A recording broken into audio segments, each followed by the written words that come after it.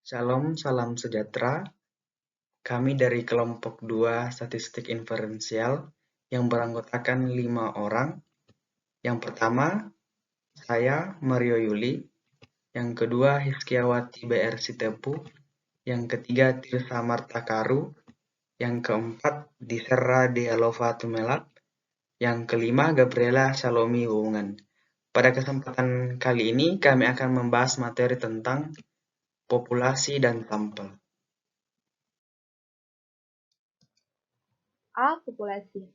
Populasi adalah seluruh data yang menjadi perhatian kita dalam suatu ruang lingkup dan waktu yang kita tentukan.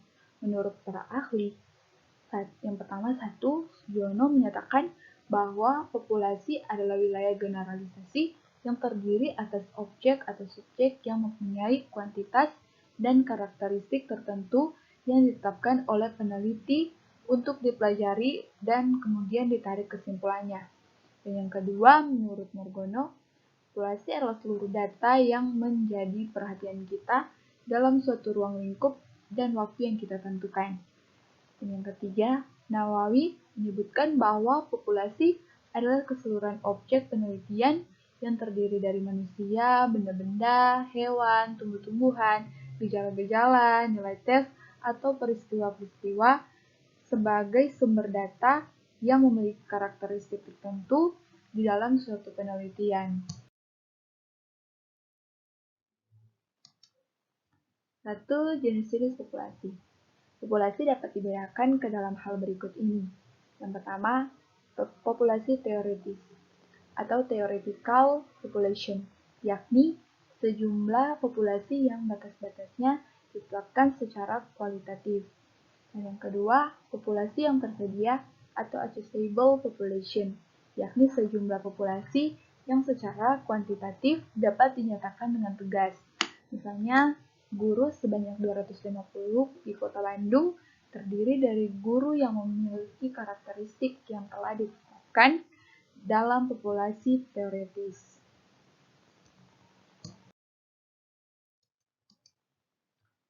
2. Sifat-sifat populasi. Yang pertama, populasi yang bersifat homogen yakni populasi yang unsur-unsurnya memiliki sifat yang sama, sehingga tidak perlu dipersoalkan jumlahnya secara kuantitatif. Misalnya, seorang dokter yang akan melihat golongan darah seseorang, maka ia cukup mengambil setetes darah saja. Dokter itu tidak perlu satu botol, sebab setetes dan sebotol darah hasilnya akan sama saja. Yang kedua, populasi yang bersifat heterogen, yakni populasi yang unsur-unsurnya memiliki sifat atau keadaan yang bervariasi, sehingga perlu ditetapkan batas-batasnya baik secara kualitatif maupun secara kuantitatif.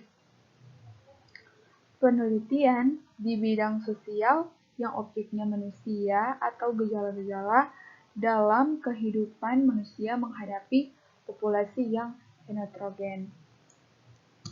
B. Sampel. Sampel adalah sebagai bagian dari populasi. Sebagai contoh dalam kurung monster yang diambil dengan menggunakan cara-cara tertentu. Menurut para ahli, yang pertama Sugiono menyatakan bahwa sampel adalah sebagian dari jumlah dan karakteristik yang dimiliki oleh populasi.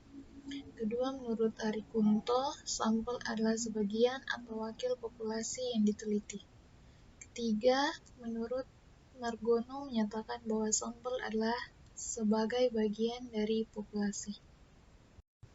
Sampel dalam suatu penelitian timbul disebabkan hal berikut.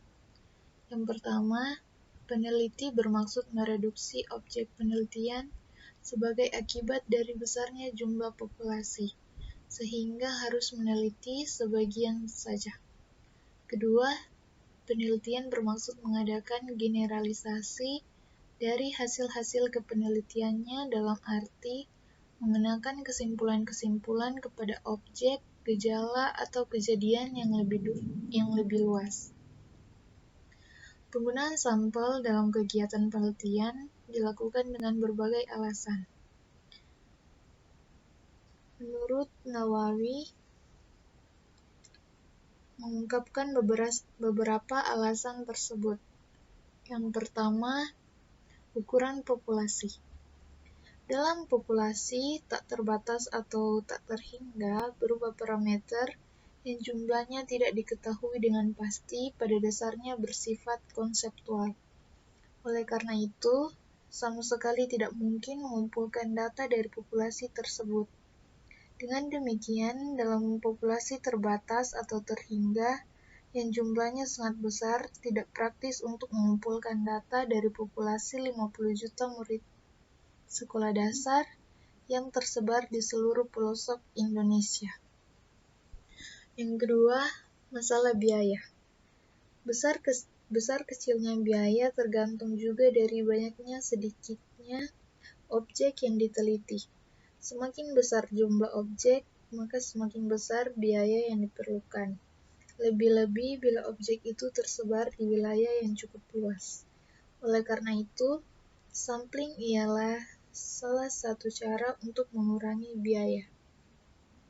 Ketiga, masalah waktu. Penelitian sampel selalu memerlukan waktu yang lebih sedikit daripada penelitian populasi. Sehubungan dengan hal itu, apabila waktu yang tersedia terbatas dan kesimpulan diinginkan dengan segera, maka penelitian sampel dalam hal ini lebih tepat. Keempat, percobaan yang sifatnya merusak. Banyak penelitian yang tidak dapat dilakukan pada seluruh populasi karena dapat merusak atau merugikan. Misalnya, tidak mungkin mengeluarkan semua darah dari tubuh seorang pasien yang akan dianalisis keadaan darahnya. Juga tidak mungkin mencoba seluruh neon untuk diuji kekuatannya. Karena itu, penelitian harus dilakukan hanya pada sampel. Kelima, masalah ketelitian.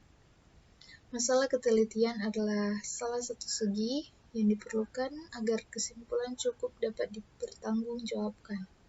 Ketelitian dalam hal ini meliputi pengumpulan, pencatatan, dan analisis data. Penelitian terhadap populasi belum tentu ketelitian terselenggara. Boleh jadi peneliti akan bosan dalam melaksanakan tugasnya. Untuk menghindarkan itu semua, penelitian terhadap sampel memungkinkan ketelitian dalam suatu penelitian. Keenam, masalah ekonomis. Pertanyaan yang harus selalu diajukan oleh seorang peneliti yaitu, apakah kegunaan dari hasil penelitian sepadan dengan biaya, waktu, dan tenaga yang telah dikeluarkan? Jika tidak, mengapa harus dilakukan penelitian? Dengan kata lain, penelitian sampel pada dasarnya akan lebih ekonomis daripada penelitian populasi.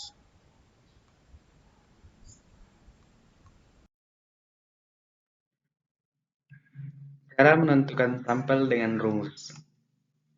Penentuan jumlah sampel menurut pendapat Hadari Namawi memberikan cara untuk memperoleh jumlah sampel minimal yang harus diselidiki dengan menggunakan rumus sebagai berikut. N lebih dari PQ dikali Z seper 2A dibagi B pangkat 2. Keterangannya, N itu adalah jumlah sampel, P sama dengan proporsi populasi persentase kelompok pertama, Q adalah proporsi sisa di dalam populasi, Z per 2 adalah derajat koefisien konfidensi pada 99% dan 95%, B adalah persentase perkiraan kemungkinan membuat kekeliruan dalam menentukan sampel. Berikut adalah contoh soal. Jika diketahui jumlah populasi guru SMA lulusan D3 di Jawa Tengah adalah 400.000 orang. Di antara mereka yang tinggal di daerah pedesaan atau di luar kota sebanyak 50.000 orang. Berapa sampel yang perlu diselidiki dalam rangka mengungkapkan hambatan penamaan disiplin sekolah di wilayah masing-masing? Cara menjawabnya adalah dengan menggunakan rumus N atau jumlah sampel lebih dari atau sama dengan PQ dalam kurung Z seper 2A dibagi B balas kurung pangkat 2. Berikutnya, F sama dengan 50.000 dibagi 400.000 dikali 100% itu hasilnya adalah 12,5%. Atau P sama dengan 0,125. Q sama dengan 1,00 dikurang 0,125 itu hasilnya 0,875. Set seperdua itu sama dengan 1,96. Pada derajat konfidensi 99% atau 0,05. B sama dengan 5% atau 0,05. Dimasukkan ke dalam rumus sebagai berikut, yaitu N atau jumlah sampel lebih dari atau sama dengan 0,125 dikali 0,875 dalam kurung 1,96 per 0,05 balas kurung pangkat 2. Jumlah sampel lebih dari atau sama dengan 1740,21 dibulatkan menjadi 1740 orang. Apabila proporsi di dalam populasi yang tersedia tidak diketahui, maka P dan Q dapat mengganti dengan harga maksimum, yakni 0,50 dikali 0,25. Ukuran sampel yang harus diselidiki adalah N lebih dari atau sama dengan 0,25 dalam kurung 1,96 dibagi 0,05 balas kurung pangkat 2. Jumlah sampel atau N sama dengan lebih dari 384. C. Teknik sampling. Teknik sampling adalah cara untuk menentukan sampel yang jumlahnya sesuai dengan ukuran sampel yang akan dijadikan sumber data sebenarnya, dengan memperhatikan sifat-sifat dan penyebaran populasi agar diperoleh sampel yang representatif. Secara skematif, menurut Sugiono, teknik sampling ditunjukkan pada gambar di bawah ini, yang dibagi menjadi dua, yaitu probability sampling yang di dalamnya simple random sampling, proportionate stratified random sampling, disproportionate stratified random sampling, area atau cluster sampling, dan yang kedua non-probability sampling yang di dalamnya sampling sistematis, sampling kota, sampling aksidental, purposive sampling, sampling jenuh, dan snowball sampling.